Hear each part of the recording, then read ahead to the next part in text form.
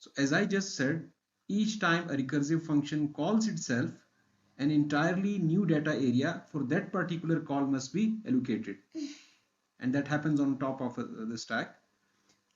As usual, this data area contains all parameters, local variables, and a return address. In recursion, data area is associated not with a function alone, but with a particular call to that function. तो जब भी function call होगी, हर function call के लिए अलग से data area allocate होगा, और कहाँ पे allocate होगा? Top पे, ठीक. Finally, when the recursive routine returns, the return value, if any, क्योंकि कुछ functions की return type void भी हो सकती है, हम आगे देखेंगे. The return value, if any, and the return address are saved. The data area is freed, and a branch to the return address is executed. The calling function retrieves the return value, if any, resumes execution, क्योंकि जिस function के पास finally अब control वापस आया है, उसकी अगली statement execute होना start होगी, and refers to its own data area that is now on top of the stack. Stack obviously हम पढ़ चुके हैं, यहाँ सिर्फ एक छोटी सी example given है. हमें पता है stack is basically last in first out or first in last out. ठीक, तो बेसिकली एक्टिवेशन स्टैक पे ये तमाम रहा होता है. ठीक, तो in this example the white box represents the computer's memory. The algorithm gets the first frame at the bottom से मतलब अगर स्टैक एम्प्टी है तो जो भी फर्स्ट एलिमेंट पुश हुआ है, जो भी फर्स्ट फंक्शन आपको कॉल हो रहा है, लेट्स से मेन फंक्शन सबसे पहले कॉल होता है, तो मेन फंक्शन और उसके जितने भी लोकल वेरिएबल्स उसमें हमने डिक्लेयर की हैं उन तमाम के लिए मेमोरी एलोकेट हो जाएगी. वेरिएबल्स जैसे कि शो हो रहा है which are used within a module reside in that module's stack frame. Let's say हमारे जो एल्गो है या मेन फंक्शन है, करंटली कंट्रोल उसी पे है, ग्रीन लाइट ये शो कर रही है. उससे अगर कोई और फंक्शन कॉल होता है तो कंट्रोल उस कॉलिंग फंक्शन के पास चला जाएगा. लेट्स से कोई प्रोसीजर 1 है वो कॉल हुआ है, और एक्टिवेशन स्टैक पे उस फंक्शन के लोकल वेरिएबल्स जो भी रिक्वायरमेंट्स हैं वो मेमोरी एलोकेट हो जाएगी. उस फंक्शन के लोकल वेरिएबल्स के लिए भी मेमोरी एलोकेट हो जाएगी. When a particular module completes its instructions, for example this one, its frame is popped off the stack and all the allocated memory is freed. मैं पीछे एक्सप्लेन कर चुका हूं. अच्छा, जो वैल्यू रिटर्न हो रही है, लेट्स से फैक्टोरियल के केस में भी जो वैल्यू रिटर्न होगी इस फंक्शन कॉल की एग्जीक्यूशन के बाद, और अगर हम उस वैल्यू के साथ कुछ करना चाह रहे हैं, लेट्स से हम करते हैं n टाइम्स फैक्टोरियल n-1, तो कंट्रोल n-1 वाले फंक्शन के पास जा रहा था. फाइनली जब वैल्यू आती है तो उसे हमें उसके साथ हम क्या करना चाह रहे हैं, कुछ मल्टीप्लाई करना चाह रहे हैं, तो वो वैल्यू हमें या अलग से स्टोर करनी पड़ेगी या फौरन से उसके साथ मल्टीप्लिकेशन एडिशन जो करना है वो हमें करना पड़ेगा. ठीक है, सो टू सर्वाइव दे जो वैल्यू रिटर्न हो गई है, to survive they must actually be stored in a frame that still exist. तो इसीलिए हम वो वैल्यू रिटर्न करते हैं ताकि पिछला फंक्शन जिसके पास अब कंट्रोल वापस जाएगा, ठीक है, उसमें वो वैल्यू यूज हो सके.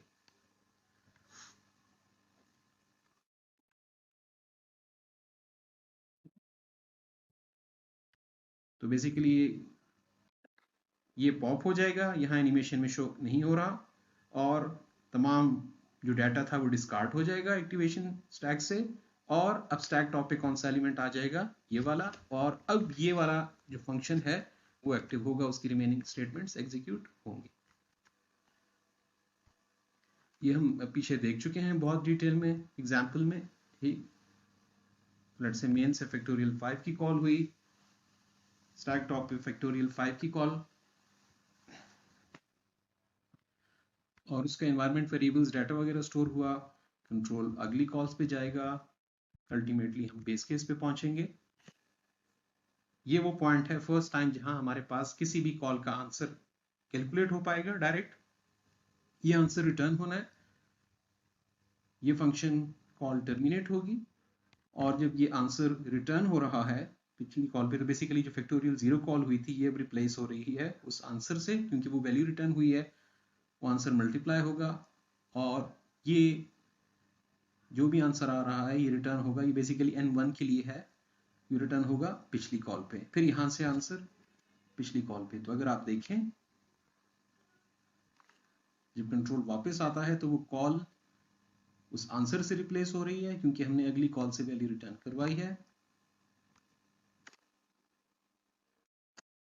फाइनली मेन में कंट्रोल वापस आएगा and factorial of 5 is 120। Now let us look at few more examples of recursion. I am sure you have read about the famous Fibonacci series. The Fibonacci series is the sequence of numbers 1, 1, 2, 3, 5, 8, 13 and so on. It is an infinite series. In this series, except the first two numbers, for example, this is the Fibonacci number at position 0. This is Fibonacci number at position 1, Fibonacci number at position 2, 3, 4, 5, 6 and so on. In this series, the Fibonacci at position 0 is equal to 1. The Fibonacci at position 1 is equal to 1. Apart from Fibonacci numbers at these two positions, for the remaining positions, the Fibonacci at any position n is basically equal to the Fibonacci number at previous two positions. For example, this 13, which is at position 0, 1, 2, 3, 4, 5, 6. Fib at position 6 is sum of Fibonacci at position 5 plus Fibonacci at position 4. So 13 is simply equal to 8 plus 5. Similarly, 8 is the sum of previous two numbers. 5 is sum of previous two numbers. Okay. So if we give a recursive definition of Fibonacci sequence, it has two parts, the base case part and the recursive case. Keep in mind, Fibonacci series has two base cases, Fibonacci of any number n, Fibonacci of at any position n is equal to 1 if position is 0 or 1, and for any number n greater than 1, fib of n is equal to fib at position n minus 1 plus fib at n minus 2. Now this is recursive implementation of the Fibonacci sequence. Function name is fib. As argument we will pass the position number for which we want to find the Fibonacci number. The return type should be int. This function has two different cases. This is checked for base case, for both the base cases n equals 0 and n equal 1. In this case, the function simply returns 1. Else, the recursive part, in the recursive part, we can see the same function is being called twice, once for the previous position n minus 1 and then again for position n minus 2. अब assume करते हैं हम fourth position का Fibonacci number calculate करना चाह रहे हैं, और जिस तरीके से इस एग्जांपल में हमें नजर आ रहा है कि यही फंक्शन खुद को कॉल करेगा लेकिन मल्टीपल टाइम्स। फैक्टोरियल में वो फंक्शन खुद को एक ही मर्तबा कॉल कर रहा था, तो यहाँ जो फंक्शन कॉल्स होंगी वो सॉर्ट ऑफ रिकर्सिव कॉल्स का एक ट्री बनता है। कैसे? अगर हम fib4 की बात करते हैं, fib4 is not a base case, control recursive case पे आएगा और इसी फंक्शन में दोबारा दो रिकर्सिव कॉल्स होंगी, once for fib3 and then for fib2। तो एक दफा fib3 के लिए फिर fib2 के लिए। कोड हमेशा लाइन बाय लाइन एग्जीक्यूट होता है, और अगर एक लाइन में एक से ज्यादा स्टेटमेंट्स हैं तो statements left to right execute होंगी। तो जब भी कंट्रोल इस पर्टिकुलर लाइन पे आएगा जैसे यहाँ पे मल्टीपल स्टेटमेंट्स हैं, 2 रिकर्सिव कॉल्स हैं, दोनों का जब आंसर आ जाए एडअप होगा और फिर जो फाइनल सॉल्यूशन है, जो वैल्यू आएगी वो रिटर्न होगी। तो सबसे पहले ये फर्स्ट कॉल होगी। ठीक, अब थोड़ा सा समझने के लिए बल्कि मैं अगली एग्जांपल पे जाता हूँ और फिर इसको थोड़ा सा बेहतर तरीके से समझते हैं।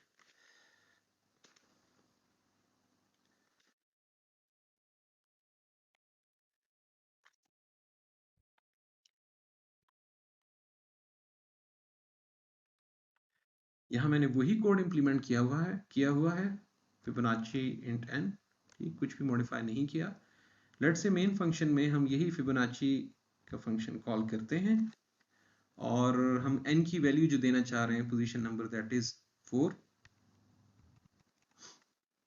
फिब 4 कॉल की, पोजीशन 4 पे जो भी वैल्यू आती है वो आंसर हमने एक इंटीजर वेरिएबल डिक्लेयर करके उसमें स्टोर कराया है और नीचे हम प्रिंट कर रहे हैं cout Fibonacci value at position n, 4 print होगा, इज जो भी पोजीशन इस जो भी वैल्यू इस पोजीशन पे बनती है वो प्रिंट होगी। तो नीचे हम आउटपुट देख रहे हैं Fibonacci value at position 4 is 5। Slide में देखते हैं 0 1 2 3 4, तो 4th पोजीशन पे जो फिबोनाची नंबर है वो 5 ही है। अब नंबर तो कैलकुलेट करके दे दिया है इस फंक्शन ने, लेकिन जैसे फैक्टोरियल में हमने देखा था, वंस अगेन प्रॉब्लम यही है, रिकर्सिव कॉल्स कितनी हुई, कैसे हुई, किस ऑर्डर में, आंसर कैसे फ्लो हुआ और फिर कैलकुलेट हुआ, इसकी समझ नहीं आ रही। तो छोटी सी मॉडिफिकेशन करनी है इसी फंक्शन के अंदर समझने के लिए। इनिशियली ये वही फंक्शन है, सिर्फ मैंने जिस तरह फैक्टोरियल वाले फंक्शन में कुछ स्टेटमेंट्स ऐड की थी प्रिंटिंग की, वही हम यहाँ पे ऐड करेंगे। पहला काम, रिकर्सिव फंक्शन की first line C out call to function name, साथ ही जो एज इनपुट यूजर जो इस रिकर्सिव कॉल पे वैल्यू पास हुई है n की, वो प्रिंट हो। इसके अलावा हम देख रहे हैं कि यहाँ 2 पॉसिबल कंडीशंस हैं, इफ और एल्स। दोनों में रिटर्न स्टेटमेंट से पहले, यानी जब आंसर रिटर्न हो रहा है उससे ऊपर पहले हमने एक स्टेटमेंट ऐड करनी है। ठीक है, बेसिकली फंक्शन रिटर्न पे एंड हो रहा है तो उससे एक लाइन पहले हम एक स्टेटमेंट ऐड करना चाह रहे हैं। बेस केस में मैंने लिखा है cout base case answer is 1, दोनों में से कोई भी बेस केस हो आंसर 1 ही आएगा। एल्स रिकर्सिव केस, तो end of call function name और साथ ही इस पर्टिकुलर कॉल का जो आंसर कैलकुलेट हुआ है वो भी प्रिंट हो रहा है। थोड़ी सी मॉडिफिकेशन की है, पहले यहाँ पे सिंपली पिछली जो इम्प्लीमेंटेशन थी हम लिख रहे थे return fib n-1 plus fib n-2, तो वो 2 स्टेटमेंट्स मैं कॉपी करके प्रिंट वाली स्टेटमेंट से ऊपर ले गया हूँ। उन दोनों का जो भी आंसर आएगा वो हम एक इंट टाइप का वेरिएबल डिक्लेयर करके उसमें स्टोर कर देंगे। आंसर कैलकुलेट होने के बाद यहाँ पे प्रिंट स्टेटमेंट ऐड हुई है और फाइनली वो आंसर यूजर को रिटर्न हो जाएगा। तो there is no difference functionality wise, सिर्फ थोड़ा सा समझने के लिए शुरू में हम इस तरह के काम करेंगे। और आप लोगों से भी मेरी रिक्वेस्ट यही होगी कि जब भी कोई रिकर्सिव फंक्शन इंप्लीमेंट करें या कोई पढ़ाया गया है आपको और आप समझना चाह रहे हैं, तो ये वाला प्रोसीजर आपने जरूर फॉलो करना है। आइए अब जरा सा वो जो फिब 4 की कॉल थी उसको अब समझते हैं, किस ऑर्डर में स्टेटमेंट्स एग्जीक्यूट हो रही हैं। और वो जो ट्री का मैं पहले बता रहा था पिछली स्लाइड पे, उसी को लेके साथ में चलेंगे बेहतर अंडरस्टैंडिंग के लिए। अच्छा जी, लेट्स से जो हमने कॉल की है मेन से, वो हमने की है call to fib for position 4, तो मेन से हमने फिब 4 कॉल किया है। 4 रिकर्सिव केस है तो कंट्रोल सबसे पहले ये लाइन प्रिंट हुई, फिर कंट्रोल एल्स पे आएगा और ये लाइन एग्जीक्यूट होगी। इस लाइन में मैंने पहले कहा था statements line by line execute होंगी और एक लाइन में लेफ्ट टू राइट। तो जब पहले बेसिकली जो दो कॉल्स हो रही हैं उनमें से पहले n-1 वाली कॉल होगी। तो fib4 से कंट्रोल बेसिकली रिकर्सिव कॉल है तो fib3 पे आ जाएगा। अगर मेरी बात ठीक है तो यहाँ पे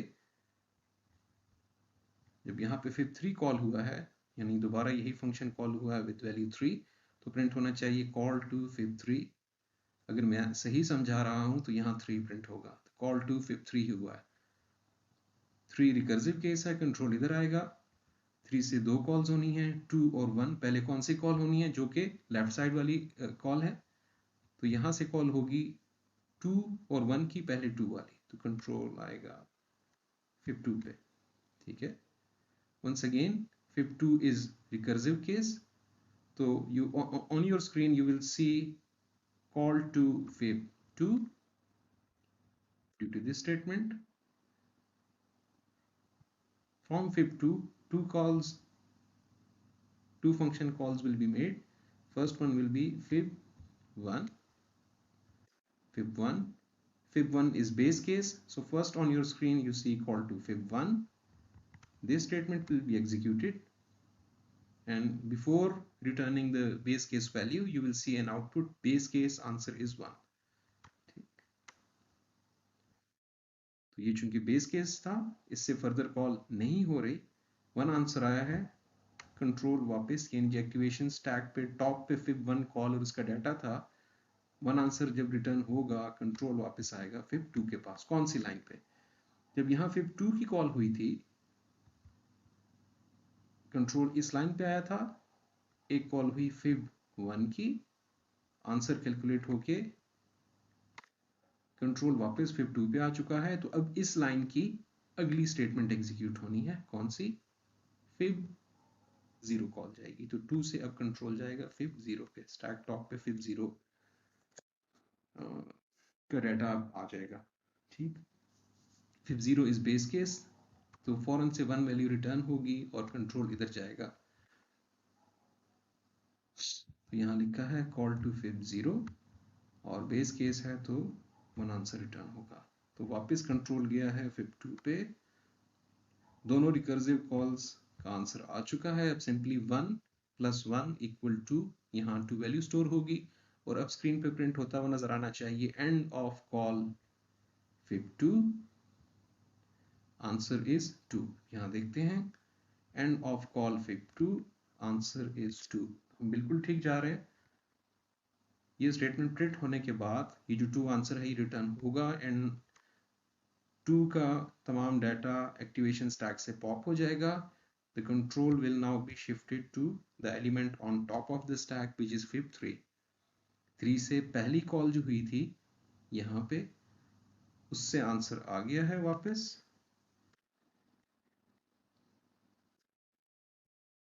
क्या आंसर आया है?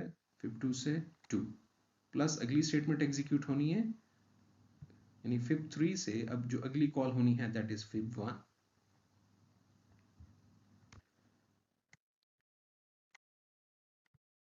fib3 से जो अगली कॉल होनी है that is fib1। Base case answer is 1, यहां से 1 वैल्यू रिटर्न होगी। कंट्रोल वापस fib3 के पास आएगा। पहली कॉल से आंसर आया था 2, दूसरी कॉल का आंसर आया है 1। 2 + 1 = 3। नेक्स्ट लाइन प्रिंट स्टेटमेंट है, तो cout end of call fib3, end of call fib3 answer 3। ठीक, रिटर्न 3। अब कंट्रोल जाएगा वापस जब fib3 का डाटा एक्टिवेशन स्टैक से पॉप होगा। अब टॉप पे कौन सा फंक्शन आएगा? किसके पास कंट्रोल जाना है? fib4 के पास।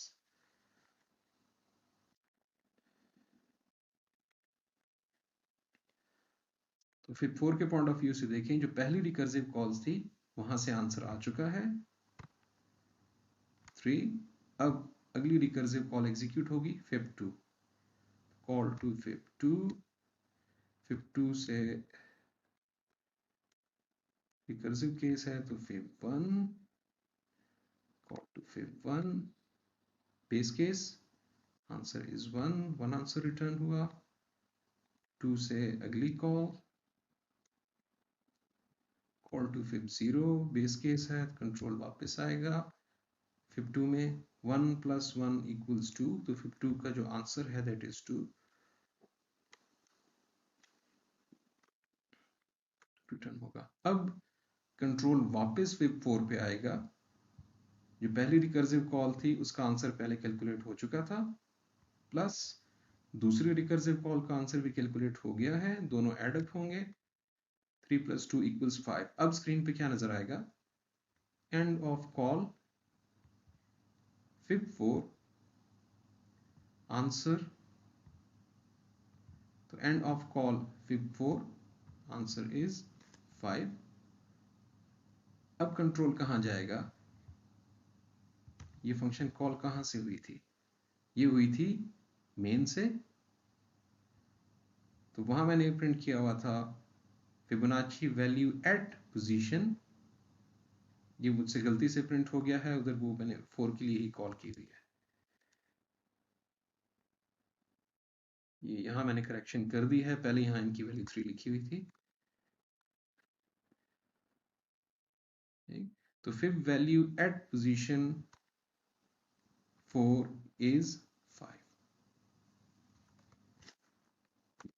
उम्मीद है इस एग्जाम्पल से और जो पिछली फैक्टोरियल वाली एग्जाम्पल थी उससे आपको थोड़ा सा क्लियर हो रहा होगा कि कैसे और किस ऑर्डर में रिकर्सिव कॉल्स होती हैं, बेस केस पे पहुंचने के बाद कंट्रोल वापस कैसे आता है कॉलिंग फंक्शन पे, और अल्टीमेटली जो जो जो फर्स्ट कॉल थी उसका सॉल्यूशन कैसे कैलकुलेट होता है। ठीक? तो जब भी आपने कोई भी रिकर्सिव फंक्शन समझना है, इस तरीके की प्रिंट स्टेटमेंट्स काइंडली जरूर ऐड करनी है।